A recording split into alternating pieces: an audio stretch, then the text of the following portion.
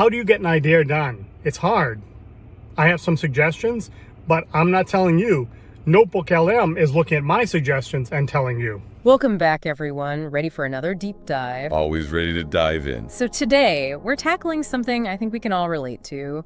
How to actually take an idea and make it real. Yeah, that leap from a cool concept to something tangible. Easier said than done, right? Exactly. And our listener for this deep dive zeroed in on that perfectly. They used the word grind. How do you deal with that day in and day out work when you're also the kind of person who's bursting with ideas all the time? Because it's almost like the more creative you are, the tougher the grind can seem. Yeah. And they mentioned burnout specifically. They're all about putting in the effort, but not like crashing and burning along the way. You know what I mean? Right, it's that balance, right? Yeah. The passion is what gets the ball rolling, but it also has to be what keeps you going for the long haul. Totally. So how do we walk that line? They pointed out something really interesting, the importance of having a plan in place before you even start. Things like mapping out your product or how much you want to create. What's your take on that? It's huge, honestly. I think about it like, imagine you're going on a road trip, but you don't have a map. Are you really going to get to where you want to be? You'll just be driving around aimlessly. Yeah.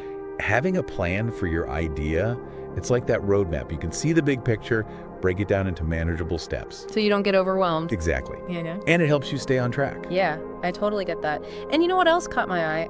The listener used this phrase, treat your work like a hobby.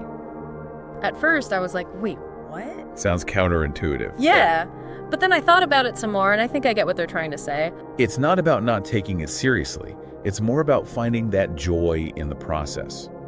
Because if you're dreading the work, it's going to be that much harder to stick with it. Right. So how can we do that, though? Inject a little more fun without losing that commitment?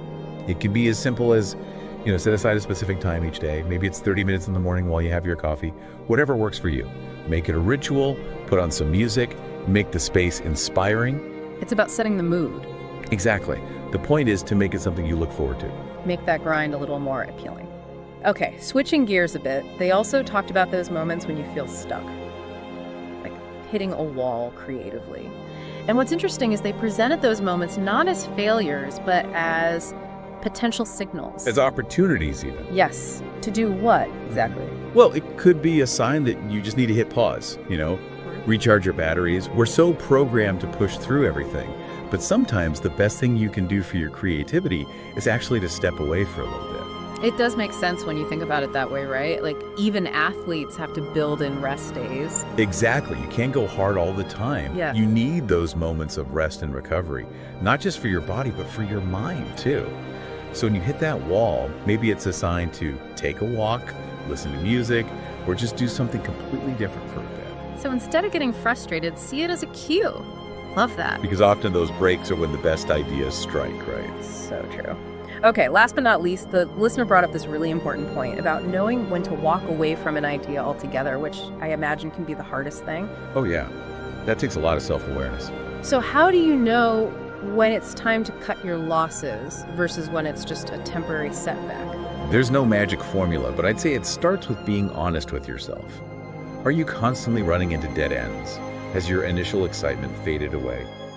Sometimes letting go can be the best decision you can make for yourself and your creative energy. So you can pour that energy into something new. Exactly. Yeah. Because it's not a failure to change course.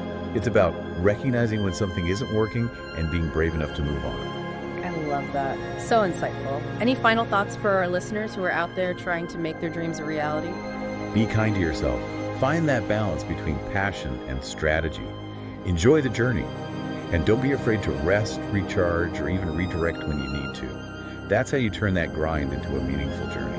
This was fantastic. Here's something I want everyone listening to consider. What if, instead of seeing the hard work, the grind, as something to be dreaded, we see it as an adventure? Until next time.